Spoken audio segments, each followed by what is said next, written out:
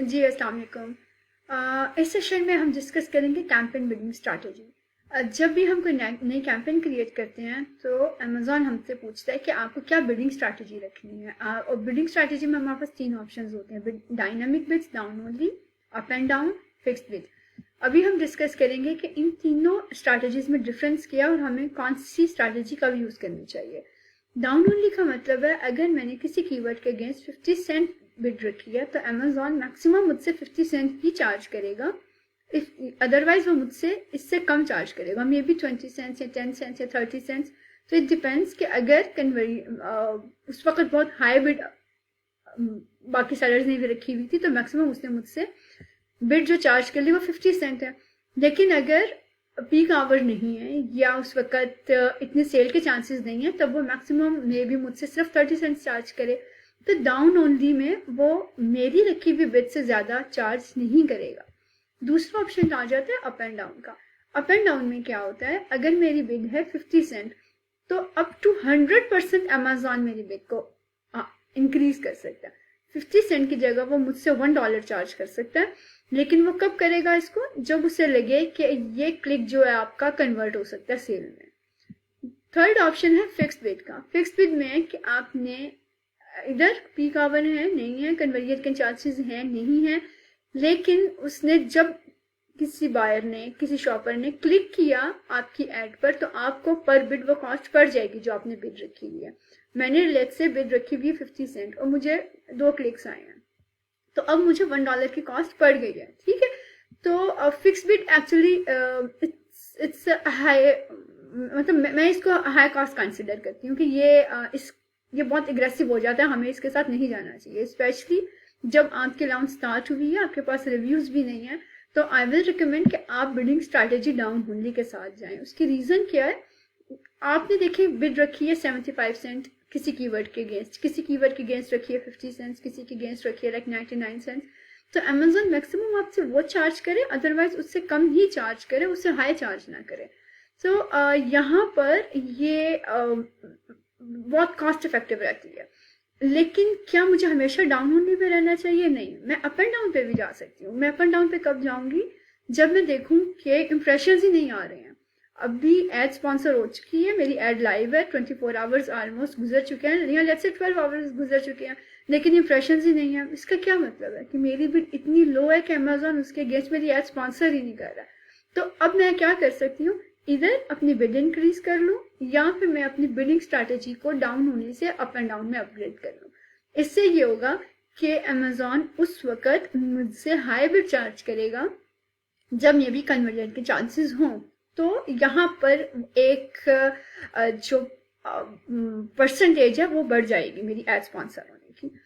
और ये मैं कब यूज कर सकती हूँ अप एंड डाउन, जब मैं एग्जैक्ट मैच टाइप के साथ टारगेटिंग कर रही हूँ या जब मैं फ्रेज कैंपेन के साथ काम कर रही हूँ और वो फ्रेज कैंपेन मुझे बड़ी अच्छी सेल्स दे रही है और बिडिंग स्ट्रैटेजी मेरी डाउन ओनली है। अब मुझे पता है कि अगर मैं यहाँ पे थोड़ा सा एग्रेसिव चली जाऊँ तो I can get more sales, तो अब मैं अपनी बिडिंग स्ट्रैटेजी को थोड़ा सा एग्रेसिव कर लूंगी और I will shift my down only strategy to up and down.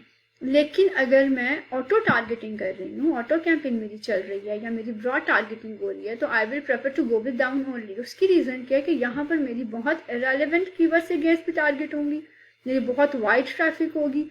तो उस वक्त इट्स बेटर कि मैं डाउन ओनली ऑप्शन के साथ जाऊं, भाई जो मैंने बिड रखी है इससे ऊपर अमेज़न मुझे चार्ज नहीं करे।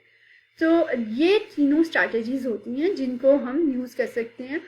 और फिक्स बिड में हम उस वक्त जा सकते हैं जब मुझे पता है मेरी लिस्टिंग मैच्योर हो चुकी है और मुझे पता है कि actually these are the cream keywords, these are the golden keywords जो मुझे अभी तक लाइफ टाइम बड़ी अच्छी सेल्स देते आ रहे हैं।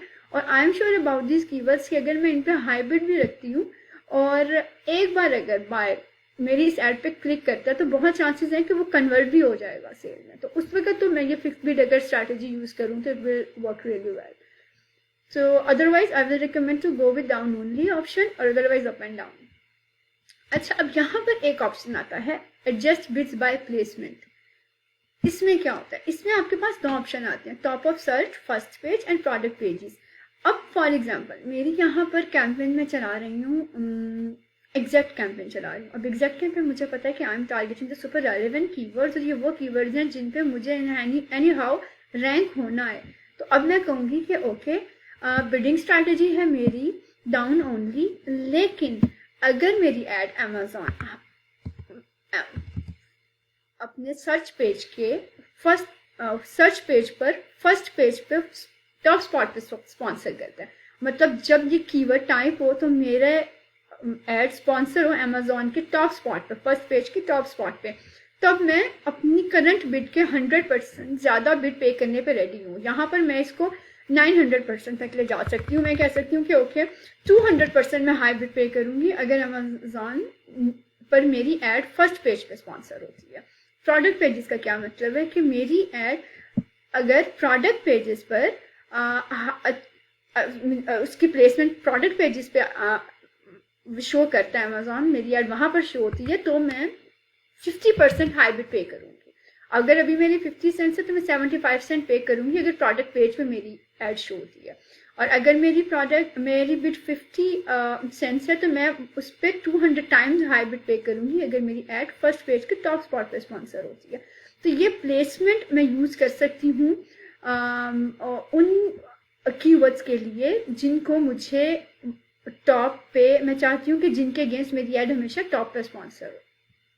ठीक है, तो और इसका एक और फायदा ये होता है कि अभी तो ये हम कर रहे हैं, जब हम कैंपेन लॉन्च करते हैं उस वक्त तो मैं यहाँ पर कुछ भी नहीं रखती हूँ, मैं इसको 0% वैल्यू देती हूँ। और फिर जब सेल्स जनरेट होते हैं फिर मैं डिसाइड करती हूँ कि ओके प्लेसमेंट में गए और देखा कि मुझे कहाँ पर सेल आ रही है, मुझे टॉप ऑफ सर्च से अच्छी सेल्स आ रही है, प्रोडक्ट पेजेस से आ रही है। अगर टॉप ऑफ सर्च से सेल्स अच्छी आ रही होती हैं तो मैं कहती हूँ ओके यहाँ पर जब मेरा क्लिक थ्रू रेट भी अच्छा और जब मुझे सेल भी आती है तो बड़ा कन्वर्ट हो जाती है और कॉस्ट भी बड़ा रीजनेबल है, तो ठीक है मैं यहाँ पे थोड़ा सा एग्रेसिव चली जाती हूँ, तो मैं यहाँ पर 50% का इंक्रीमेंट लगा देती हूँ।